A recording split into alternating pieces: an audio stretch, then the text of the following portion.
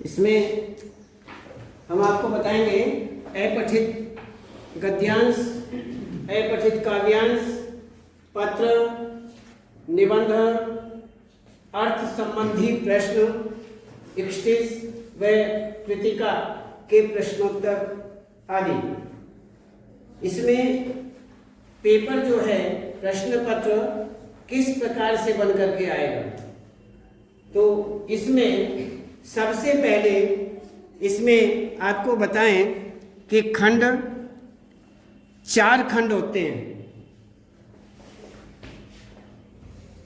खंडों के आधार पर आपका पेपर होगा। 4 खंडों में क, ख, ग और घ, ये 4 खंड होंगे और चारों खंड आपको करने अनिवार्य हैं। कोई भी ऐसा खंड नहीं, कोई भी ऐसा प्रश्न नहीं जो आपको न करना हो। लगभग 14 प्रश्न बन करके आएंगे और सभी करने हैं। कैसे कैसे? सबसे पहले मेरे सामने पेपर तो नहीं है पर मैं बता रहा हूं फिर भी। तो सबसे पहला खंड जो आपका रहेगा खंड के, सुनते रहिए, खंड के ये आपका अपठित गद्यांश, अपठित काव्यांश का होगा। हो सकता है कि इनमें से दोनों में से एक भी आ सकता है, और यदि एक आएगा तो गद्यांश ही आएगा, काव्यांश छोड़ दिया जाएगा, काव्यांश नहीं आएगा। हमने दोनों लिख करके तुम्हें भेजे हुए हैं, दोनों भेजे हुए हैं, लेकिन आपको मैं ये भी बता रहा हूं, ये संकेत कर रहा हूं कि दोनों में से आपके पास में एक करने के लिए भी आ जाएगा, और उन दोनों में से केवल गद्यांश रहेगा, काव्यांश नहीं। ठीक, अब ये कैसे करना है? सबसे पहले हम इसे बहुत अच्छी तरह से ध्यान से जो भी निर्देश दिया हुआ है उस निर्देश को पढ़ेंगे, और निर्देश को पढ़ करके इस गद्यांश को अच्छी तरह से पढ़ेंगे, बहुत अच्छी तरह से। एक एक शब्द इसमें पढ़ना अनिवार्य होता है, और यदि नहीं पढ़ेंगे तो सहज कहीं न कहीं कोई न कोई त्रुटि हो जाएगी।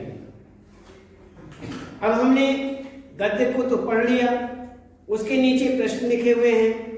एक एक प्रश्न पढ़ो और उसका उत्तर निकालो और उसे रेखांकित कर दो, जिससे बाद में तुरंत आपको पढ़ते पढ़ते देखते रहिए, आप देखते रहिए ध्यान से और उसे रेखांकित करते रहिए। उसमें आपका समय कम लगेगा, बच जाएगा समय। इसलिए एक प्रश्न पढ़ने के बाद आपने रेखांकित किया, दूसरा प्रश्न लिया, फिर उसने जो उसका उत्तर है उसे रेखांकित किया। इस प्रकार से आप पूरे करेंगे और अच्छी तरह से कॉपी में प्रश्न नंबर, खंड नंबर, जो भी खंड है, खंड के प्रश्न नंबर ये, उत्तर नंबर ये सारे के सारे आपको लिखने अनिवार्य है। जो बच्चा खंड छोड़ता है या प्रश्न नंबर छोड़ देता है, एग्जामिनर उसके नंबर काट लेता है। ध्यान रखना, चाहे आप कितना भी चिल्लाते रहें, आपको नंबर नहीं मिलेंगे, किसी भी आधार पर नहीं मिलेंगे। क्यों? उसे बहुत कुछ खोजना पड़ता है। ये उत्तर जो बच्चे ने लिखा है ये कौन से खंड का है, कौन से प्रश्न नंबर का है, तो ये सारी की सारी खोजबीन करके तब तुम्हें वह मार्क्स देते हैं। इसलिए उनका जो मानसिकता है, उनका मन है, वही अब नाराजगी में आ जाता है। क्यों? नंबर सहज कट जाते हैं, इसलिए नंबर परसेंटेज घटने में देर नहीं लगती। इसलिए हम बार बार कहते हैं कि खंड और नंबर, प्रश्न नंबर, प्रश्न के अंतर्गत भी खंड होते हैं। प्रश्न नंबर 1, मान लीजिए मैं एग्जांपल बता रहा हूं, प्रश्न नंबर 1 बीच में आया कै खे गे घे हैं, बहुत सारे खंड आ गए, तो उनके भी खंड के भी खंड सहज लिखना चाहिए जैसा पेपर में लिखे हुए हैं। इस बात का ध्यान रखें। तो अपठित गद्यांश सबसे पहले आएगा, इसको आपको पूरा करना है। उसके बाद इसमें एक खंड हमारा तय जो है केवल गद्यांश का आता है, अपठित का आता है। अब दूसरा हमारा एक खंड जो आएगा वह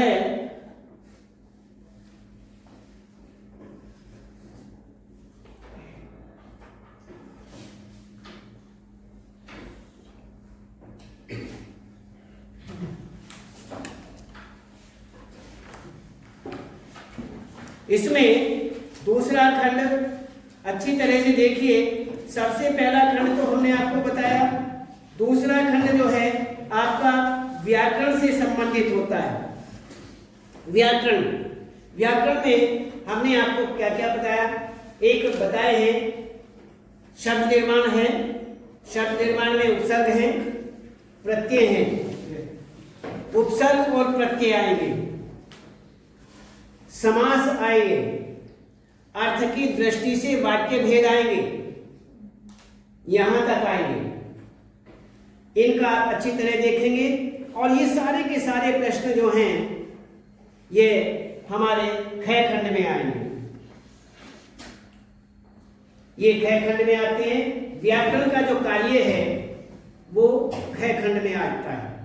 ठीक, केवल इस तरह का पत्र और निबंध नहीं, इसको व्याकरण से अलग ले लीजिए आप। ये लेखन में चले गए, पत्र लेखन, निबंध लेखन, ये लेखन में चले गए हैं, ये आपके ख खंड में नहीं आते। ठीक, अब गय खंड देखिए। गय खंड में आपका किताब स्टिच और कृतिका दोनों आती हैं, और उसमें क्या क्या आता है, उसमें एक आपके सामने गद्य आएगा, पठित गद्य। जो पठित गद्य होगा इसमें पढ़ा हुआ गद्य, पठित कहते हैं पढ़ा हुआ, वो काव्य हो, काव्यांश हो या गद्यांश हो, ये तो है पठित है, इसमें तो ए जुड़ा हुआ है, ये आपका पढ़ा हुआ नहीं है, लेकिन आपको फिर भी करना पड़ता है। ये आपका पठित है, इसमें ए नहीं जुड़ा हुआ है। पठित गद्यांश या पठित काव्यांश, ये दोनों ही आते हैं, इसमें कोई छूट नहीं होगी, ध्यान रखें, कोई छूट नहीं है। सबसे पहले एक आएगा। अब इसमें क्या क्या आएगा, ये गद्य होगा, इसे गद्य को अच्छी तरह आप पढ़ेंगे। ये जो आप देख रहे हैं अर्थ संबंधी प्रश्न, ये इसी से संबंधित हैं, गद्यांश से, काव्यांश से। आपके सामने एक पठित गद्यांश आया जो आपने पढ़ा है, जो आपके 3 पाठ हैं। कौन कौन से? ये 3 पाठ, एक 2 बैलों की कथा, दूसरा लहसा की ओर, तीसरा सांवले सपनों की याद। सबसे पहला 2 बैलों की कथा, लहसा की ओर और सांवले सपनों की याद। ये 3 पाठ जो हैं, इन्हीं तीनों पाठों से आपका गद्यांश आएगा, पठित गद्यांश। तीनों पाठ आपने पढ़े हुए, इसलिए पठित गद्यांश इसको कहते हैं। मुझे दोबारा ना समझाना पड़े, इसलिए पहले ही बता रहा हूं अच्छी तरह से। ये पठित गद्यांश हुआ। एक गद्य कहीं से भी, तीनों पाठों में से कहीं से भी आ जाएगा।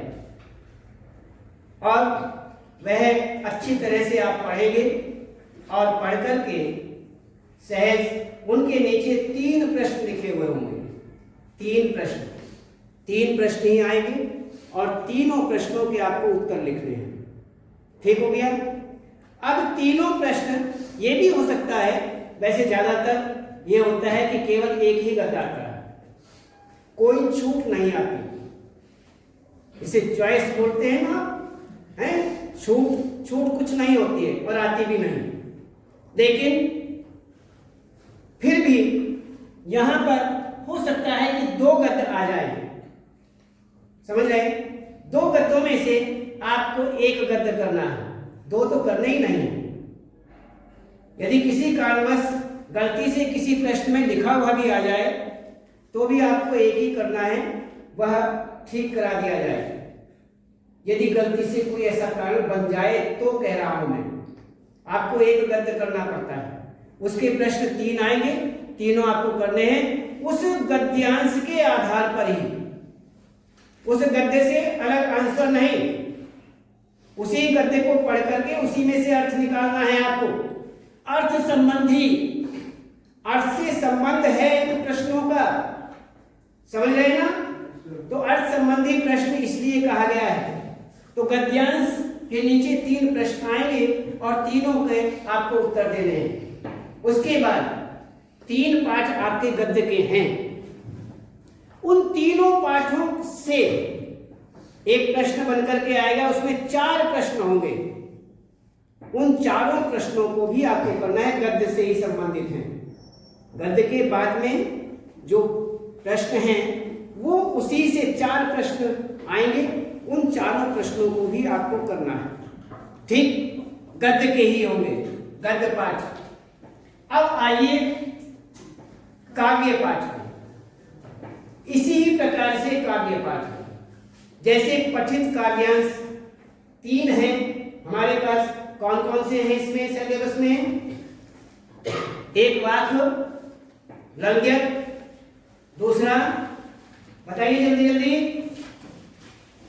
दूसरा क्या है?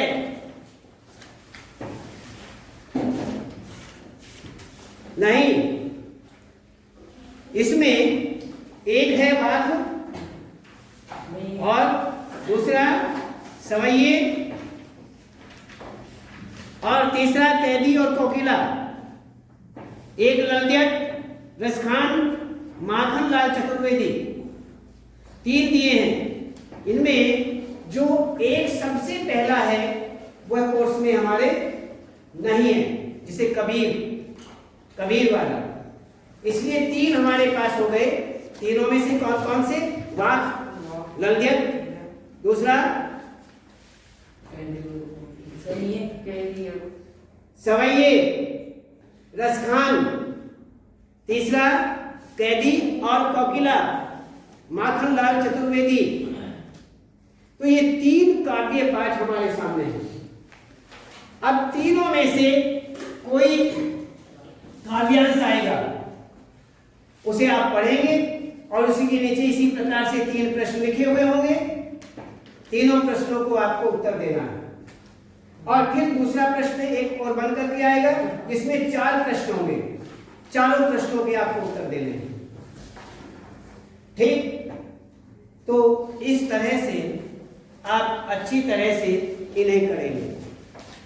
अब ये तो हुआ आपका अर्थ संबंधी प्रश्न। अर्थ संबंधी प्रश्न आएंगे, उसके बाद पाठ से संबंधी प्रश्न आएंगे और ऐसे एक अंतराल नहीं, कृतिका है, कृतिका से भी प्रश्न बनकर के आएंगे और उनके भी आपको अलग से प्रश्न होगा। ये कृतिका, अंतराल तो गलती से हमारे मुंह से निकल गया, ये तो 12th की किताब है। तो इसमें कृतिका में से भी प्रश्न बन करके आएंगे और उनका भी आपको इसी प्रकार से उत्तर देना है, उनके अलग से प्रश्न बन करके आएंगे। तो ये हुआ हमारा गयखंड। गयखंड में ये सारे के सारे प्रश्न जो हैं 31 और कृतिका, ये सब आएंगे। और हमें सहज इनको पूरा करना है। इसी तरह से अब आता है हमारा चौथा खंड, घय खंड। अब घय खंड हमारे सामने है और ये है हमारा पत्र, निबंध और एक हमारा संवाद होता है। इसमें आपसी संवाद के तहत हम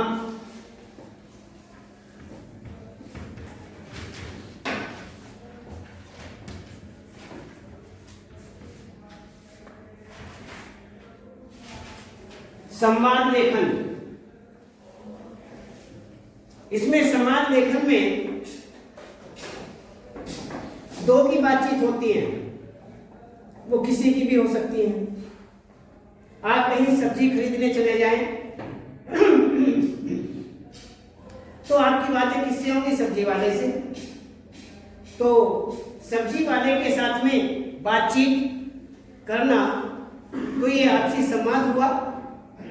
उस संवाद को आप सहज अपने उत्तर में लिखें, उस संवाद का लेखन कर दें, यही संवाद लेखन है।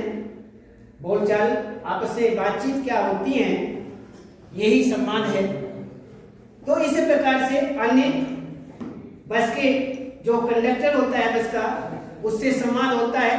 बहुत सारे संवाद जो हैं आपकी किताब में दिए हुए हैं और इन्हें आप अच्छी तरह से देखेंगे और इस तरह से कोई भी किसी भी तरह से कोई लापरवाही नहीं करेगा, इस बात का ध्यान रखें। जहां तहां भी इस तरह के जो भी संवाद दिए हुए हैं, उन संवादों को आप अच्छी तरह से दोहरा लेंगे और उन संवादों में ही आप फिर पेपर में जो भी संवाद लिखा हुआ वहां आएगा, किससे आपको संवाद करना है। इसमें दिया है एक महिला तथा सब्जी वाले के बीच संवाद। आपकी किताब का ही संवाद है और इसमें ये संवाद आपको लिखना है। महिला बोलेगी, सब्जी वाला बोलेगा, फिर महिला बोलेगी, फिर सब्जी वाला बोलेगा, फिर महिला बोलेगी, फिर सब्जी वाला बोलेगा। बातचीत ही तो है और कुछ नहीं है। बातचीत करना आपस में और वही हमें कॉपी में लिख देना है। तो इसी प्रकार से डॉक्टर और मरीज के बीच संवाद, आपसी जो बातें होती हैं, वार्तालाप होता है, वही संवाद कहा जाता है। और इस प्रकार से यहाँ दो मित्रों के बीच संवाद, अन्य पोस्ट ऑफिस में दिव्यांशु और बाबू के बीच संवाद, ये सब आपकी किताब में ही लिखे हुए हैं, उन्हीं को मैं बोल रहा हूँ। तो इसी प्रकार से आप इन संवादों को अच्छी तरह देखेंगे और ये संवाद। तो इसी प्रकार से आपका जो लास्ट का खंड है उसमें क्या क्या आएंगे? पत्र आएगा, निबंध आएगा और संवाद लेखन आएगा। पत्र लेखन, निबंध लेखन, सार लेखन, इसमें 3 आएंगे। और पत्र चाहे क्या परेशानी है?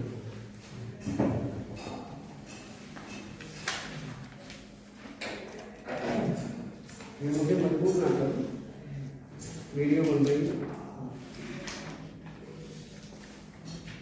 तो इसमें पत्र लेखन के अंतर्गत चाहे पत्र कितने भी लिखे हुए हो पेपर के अंदर, ध्यान से सुनना, पूछने की आवश्यकता नहीं पड़ेगी तुम्हें। चाहे कितने भी पत्र लिखे हुए हो, केवल आपको एक पत्र करना है। निबंध चाहे कितने भी लिखे हुए हो, आपको एक करना है। सार कितने भी, ये सार लेखन में कितने भी प्रश्न बन करके आ जाएं, आपको एक करना है। पत्र 2 या 3 आ जाएं तो भी आपको एक ही करना है, जो आपको इच्छा हो, छूट है उसमें, आपको एक करना है। ऐसे ही निबंध 2-3 निबंध आ जाएं सो आपको एक ही करना है। ऐसे ही सार लेखन चाहे 2 आए या 3 आए, आपको एक ही करना है। बस इस तरह से आपका घ खंड भी पूरा होता है। अब बहुत अच्छी तरह से आप ये देख लें कि हमें बड़ी सफाई से, बहुत तेरे इतना छोटा छोटा लिखते हैं कि समझ में नहीं आता, और जो बात समझ में नहीं आती उस पे नंबर मिलना बड़ा मुश्किल हो जाता है। अब ये सोचने के लिए मजबूर हो जाते हैं तो नंबर कहाँ दें जब हमें कुछ इसमें से मिला ही नहीं है, हम कुछ समझ ही नहीं पाए तो नंबर दे तो दे कहाँ, ये सोचने के लिए एक मुश्किल पड़ जाती है। इसलिए कहते तो हम हर बार हैं ये बात, लेकिन बार बार समझाते हैं, और जो ऐसी गलती करता है उसके स्वतः ही नंबर कट जाते हैं, उसमें कोई कहने की बात ही नहीं आती। नहीं, यदि मानते हो, तुम अपने रास्ते पर चलते हो, गलत लिखते हो, गंदा लिखते हो, तो नंबर भी आपके ही कटते हैं। इसलिए ऐसी गलती मत करो। और इसमें आपको हमने पूरा अच्छी तरह समझा दिया, इसका विशेष रूप से ध्यान रखेंगे और आगे कल फिर बताएंगे।